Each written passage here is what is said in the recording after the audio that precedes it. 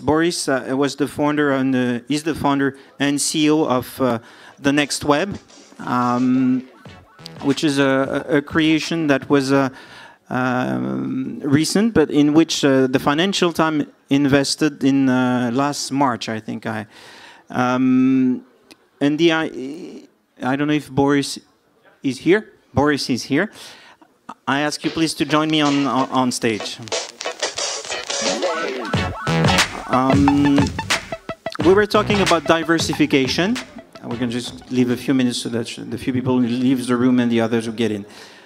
We were talking about diversification for media, and we saw that maybe the key was to stay truthful to your DNA, but it was also to take risk and to invest in other type of company. The FT, which is owned by the Nikkei Group now, invested in your company, I think it was last March.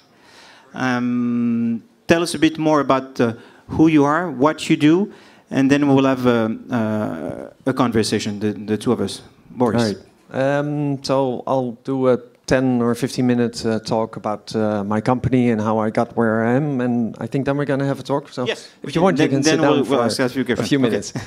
I think I also have slides. They're not really relevant. I can just talk, but if we can put them up, then we can go through the photos real quick. That's it. Thank you.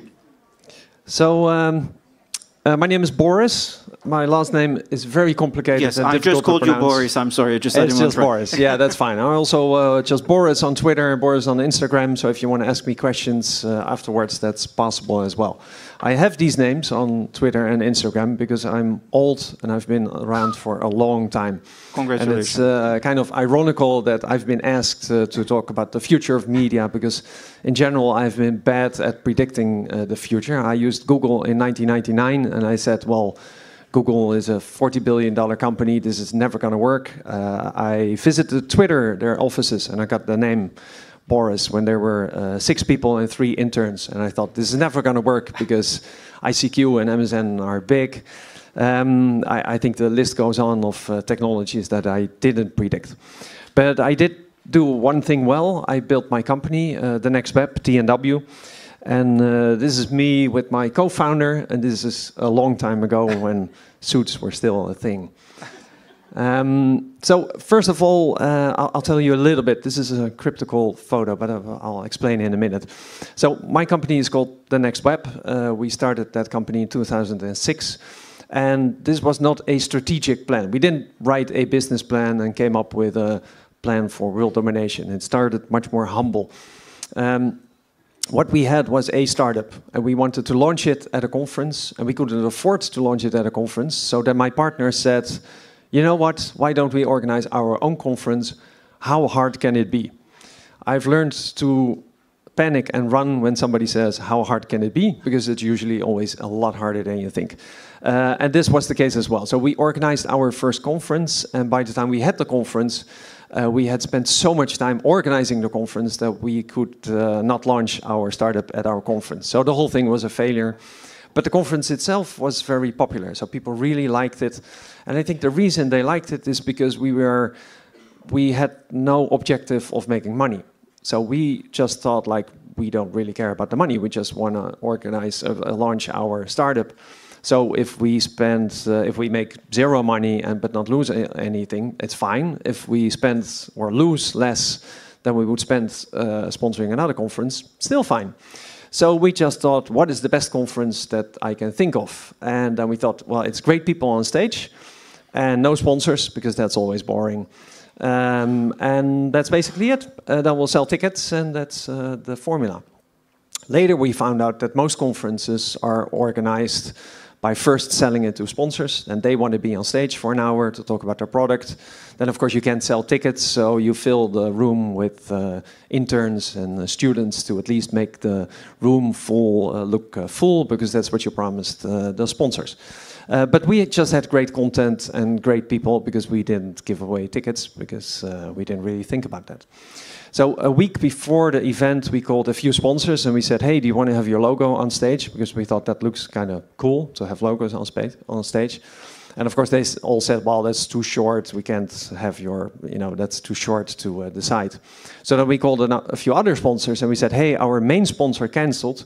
Do you want to have their spot for 50% off? But you got to decide within an hour. And then, so we had like 4 sponsor logos.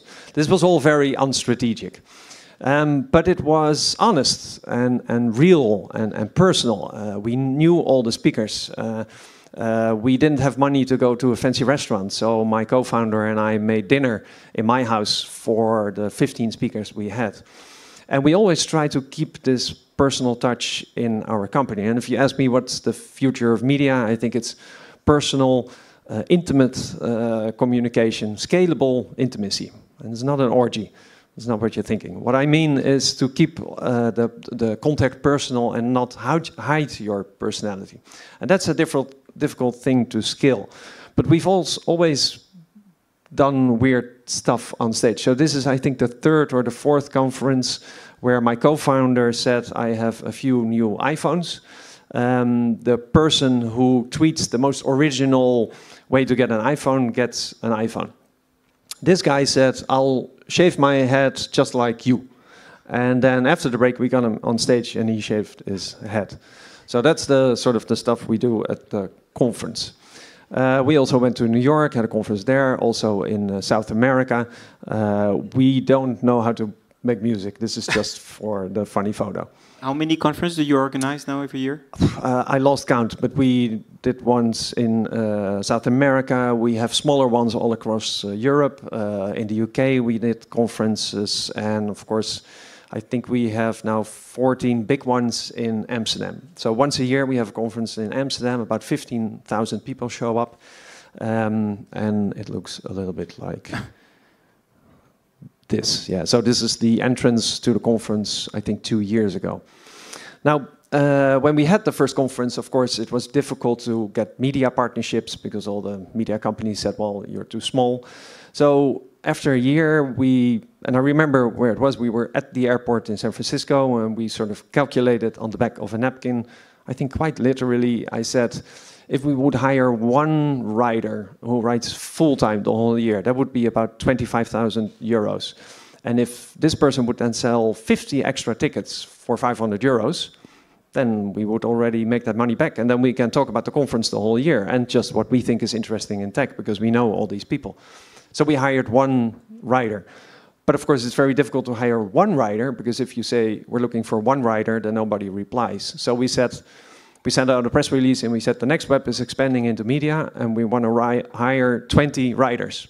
And then all the Dutch media wrote about it. They're like, oh, what's TNW doing? Because they're expanding in media. And we only hired one writer. And no journalist ever asked us, did you actually hire 20 writers? Now we have 20 writers. So that's how we went from conference into media. The clicker is not always working. Maybe. What kind of content do they write about? They write only about your conferences? Yeah, we talk about the future of digital, basically. So we write between 30 and 60 articles a day, and it's all about digital. So what we say is we're the heart of tech, and we're sort of the voice of reason in digital tech. So we always look at not just like the facts of the new iPhone, but whether you should buy it or you shouldn't buy it, or an interesting startup. So my story is that there are 6,000 new apps in the App Store every day. So that's all news. But we don't write about that. If one of you tells me a story that an app saved your life and it's a year-old app, then that's the story that we like to write about. So sort of the humanity in tech and the effects of technology on humanity. So on scaling intimacy. So this is the conference. Every year I open the conference together with my co-founder. This is the party. The parties are just as important. You make friends when you drink a glass of wine or champagne, of course, or beer in the Netherlands. This is not last year's opening, the opening before. So when I was 15, I dropped out of school, went to circus school, and I graduated as a juggler. I could juggle 7 balls. And so I opened the conference with a juggling act, because I can. So if you want to scale intimacy, that's very difficult. If you say, well, I have millions of readers, you know, how can you be intimate? How can you have a personal relationship?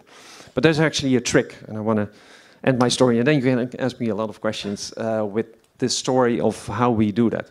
Now, you can imagine if there's a conference and there are 15,000 people, it's very difficult to have a personal relationship with them. But actually, I managed to do that. And it's the same way, it's a trick I learned from Dale Carnegie. He's the person who wrote the book, How to Win Friends and Influence People. He also wrote a book on presenting. And when you present, like I'm doing now, of course you want a personal relationship with every person in the audience, which is difficult because you're with many people and I'm just by myself. But there's a trick. And the trick is if I divide this room in 4 pieces, and I look in the middle of that quarter piece there, all of you think I'm looking at you personally. I'm actually looking in the middle of you. So as I talk, I look around the room and I try to look at all of you to build a personal relationship. It's an old trick, but I hope it works. Now, I also applied that to the conference. So there's an interesting thing that if you meet a famous person, like maybe you have a child and they go to a concert and they said, oh, I met Madonna. You're like, oh, did you actually meet Madonna? Well, I was in a group with 20 people. Madonna came up to us. She spoke to one of us. So I met Madonna. Right? That's how that works. And so we apply the same thing to a conference. We have 300 volunteers. I have 100 people in my company, 400 people. We walk around. If we see a group with 2, 3, 5, 10 people, we walk to them, shake hands with one of them and say, how are you all doing? And then all those people, let's say 10, they feel like, oh, I had personal contact with somebody from TNW. I do that 10 times an hour. And all the 300 people who work for me, or the 400 people, 100 people, they do the same. So that way, it sort of feels like I have personal, because I'm the embodiment of TNW, I have personal contact with everybody at the conference. So that's one of the tricks we employ at our event. Another simple trick is we know investors like to meet startups. But investors are usually also arrogant, difficult people to work with, and they're very proud of their ability to find their own startups. So if you say to an investor, I found you 10 startups, they're like, no, I'll be fine, I'll find my own startups. That's just how it works. So what we do at the conference is we build like a VIP room for the investors, and we have a stage on the right of it with the startups. And then we put the best coffee maker of the Netherlands in the middle. And there's a queue of investors and startups. And at the end of the day, the investors come up to us and they say, wow, I met a great startup in line at the coffee. I'm like, oh, that's a coincidence. Anyway, so if we look at the future of media, I think personal contact, intimacy, that's the key to the future. Thank you very much, Boris. Please have a seat now. Yes, thank you. In your business between conferences and media content that you create, do you try to make revenue through the media, or the media is just to build up interest for the conference during the year? Yeah, when we first spoke to FT, we said we have a diversified and well-balanced business model. So we do make money on the conferences, and we make money on media. And we make money on... So we have a few buildings in Amsterdam, which we rent out to scale-ups. So quite similar to Station F in Paris. And then we also do what you could call consultancy. So we have bigger companies that come to us and they say, you have a brand that people trust. We want to find startups that use our products. Can you help us innovate or scale or sell? So that's another thing we do. We also have a brand agency, so we make campaigns. So I think the basics for us. I think one of the speakers before said, "Be true to yourself." I think through luck, we managed to do that, right? So we started our company just because, and we thought this has to be good, and then the money didn't really matter. And then we started the media part, and we just thought this has to be great content, and we'll make it back somewhere else. And at one point, the media became so big and trusted that a company came to us and said, "How much traffic do you have? Because we think we can monetize that." And then we're like, "Oh, that's actually interesting." So I think we always started with how can we make something really good, and then monetize it later. The DNA, in the sense, as Frank was saying, for his group, you have to be true to your DNA. How much of your business is international, and how much is purely in the Netherlands? Are you very diversified, everything in English, and you talk to a global audience, or you're really big in the Netherlands? No, well, so it depends what part you look at. So, of course, the media part, I think 3% of our traffic, just on stories, is from the Netherlands, and the rest is the rest of the world, with the US being about 50%. It's all the English-speaking countries, basically. Then the conference is 50% of the audience is from the Netherlands, and then the rest is the rest of the world, and we have like more than 70 countries present. Then we have the office spaces in Amsterdam. I don't know but of course they're all based in the Netherlands, even if they're companies from abroad. But quite open, yeah. The FT invested in your company. They took a majority stake, I think. They don't control everything, but they're majority stake.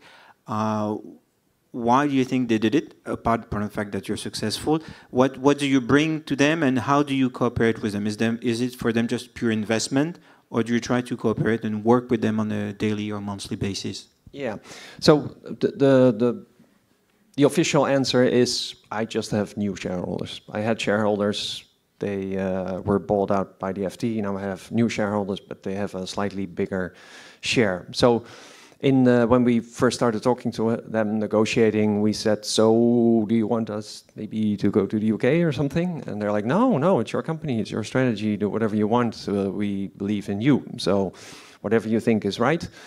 And up until now, it seems to always work like that. So I go to them if I see an opportunity, or if I have a problem. I say, hey, I could use help here. Could you introduce me to all your biggest clients? And they're like, yeah, sure. So that's the relationship. They don't, up until now, there hasn't been a moment where they said, you need to do this. The reasoning... Do they help you to attract sponsors or keynote speakers? Yeah. So I introduced my speaker team to their speaker team and said, like, just go and ask for help and see how that works out. So they talk. And my partnership managers, I introduced them to their sales department and said, go find out who the biggest clients are and if there's overlap. So different departments talk to each other. Editorial is a slightly more disconnected, right? There's no content exchange or anything. But I asked this question to the CEO of the FT. I said, so why the interest, right? I get the business reasons, but why really? And he gave a beautiful answer. He said, the FT was founded in 1888, I think. And he said, Financial Times is a great name, right? Because the money makes the world go around. But for the past 15, 19 years, the first topic in the boardroom has not been finance. Is digital gonna hurt us or help us, right? Is it an opportunity or a threat? And then he said, then of course we can't rename our company to Digital Times, because that would be a waste, because it's a beautiful name. But we are living in digital times. And he said, like, other companies are naive enough to think, oh, we'll just hire a bunch of bloggers. And he said, we don't want to be that naive. You built a name for yourself for 14 years. You're a trusted brand. And so we want to work together. That was it. Yeah. Are you planning to do conferences maybe in other places in Europe? You're in the US, you're in Amsterdam, or in South America. Well, do you also try to make more conferences, or do you think that it has to be exceptional once or twice a year because it has to be an event? I think there's room for more events, but like our flagship conference with 15,000 people in Amsterdam, I think we slowly built that up. So a lot of internet companies have like fast growth. We've always been sort of Dutch, slow but steady growth. I think it would be naive to say, well, we're just going to copy that to a different country, right? I would not dare to go to Paris and say, hey, we'll do another one here. So we do a lot of smaller events, and I hope to do more of those. Yeah. So in terms of growth strategy, what would be your growth strategy for a company like you, even if it's step by step? Is it just to make your conference slightly bigger every year, or? Well, not slightly, but a lot bigger. Yeah. So I think right now we're reaching, like maybe if I'm optimistic, maybe 30 million people know us around the world, which is cool. But I also think like the amount of people that should know us is more like 600 million people, right? There are so many people whose lives are being changed by digital, who have an influence on digital every day, and I want to have a positive influence on them. So I think there's just such an enormous opportunity to grow. And what we see is, a thing that made me really happy is that a few years ago we started finding out that the day after the conference was the biggest day in terms of revenue for tickets for the next year. So people would go to the conference and trust us so much that without knowing a date, without knowing any of the speakers, they would buy a ticket the next day for the next conference. Yeah, and so I said that's brand trust, right? If you trust a brand enough to do that. So I say to my team, we should not become lazy, right, or arrogant. But you can have the confidence that what we're doing right now is good, right? If people buy a ticket for next year without knowing anything, it's good. So let's do more, right? Let's get more people there. All come to Amsterdam, please. When is the next conference? The next conference is in June. So okay, hope to see you in Amsterdam then. Thank you very much, Boris, for Thank traveling you. to Paris. Thank you.